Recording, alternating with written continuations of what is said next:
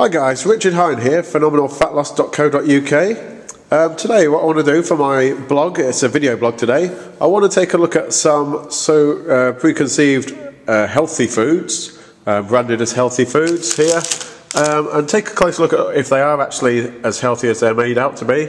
And then, rather than just say don't eat this, don't eat that, we've got some real alternatives that you can eat that are just as easy, just as convenient for you.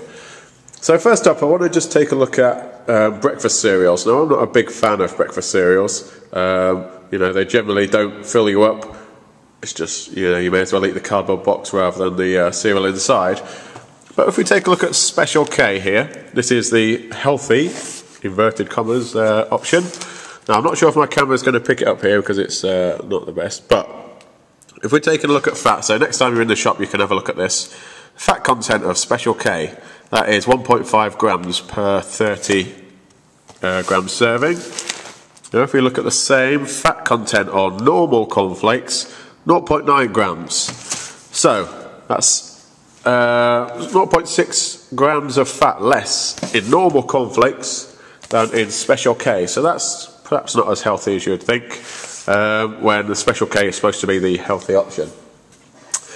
We've also, here next we're going to take a look at Snacker Jacks. Now these are a healthier option, or branded to be, better than crisps perhaps.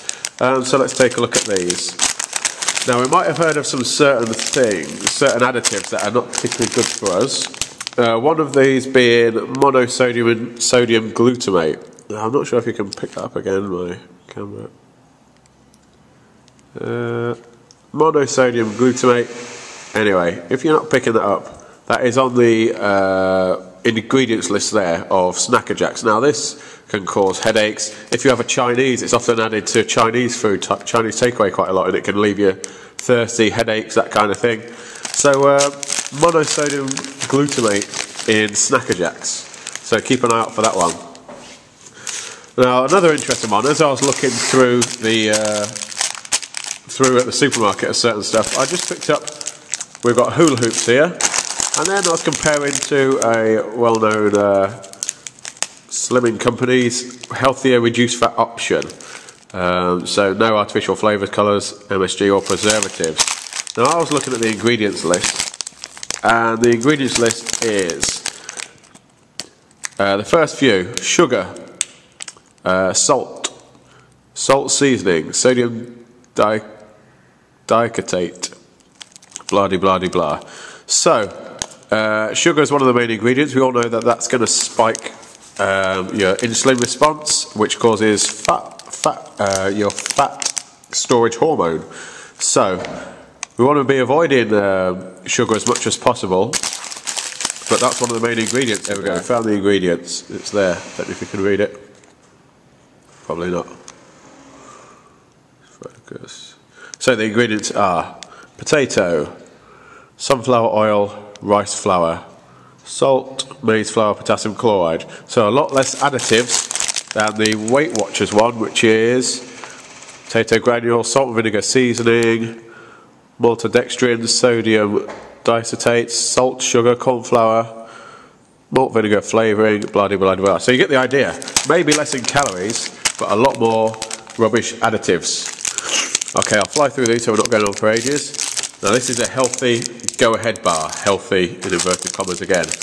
Now this has got about 40 ingredients, full of E numbers, full of glucose, fructose, syrup, sugar, dextrose, all of which is sugar, or in one form or another, which is all going to spike your your insulin response, causing your fat storage hormone to kick in. So, and these are branded as 73 calories. Look, but the calories is not always doesn't tell the full story.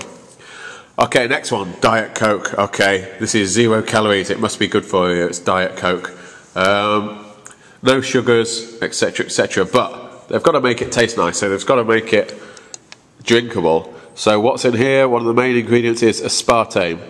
So if you were to Google or look on YouTube at aspartame, it's a nasty, nasty thing.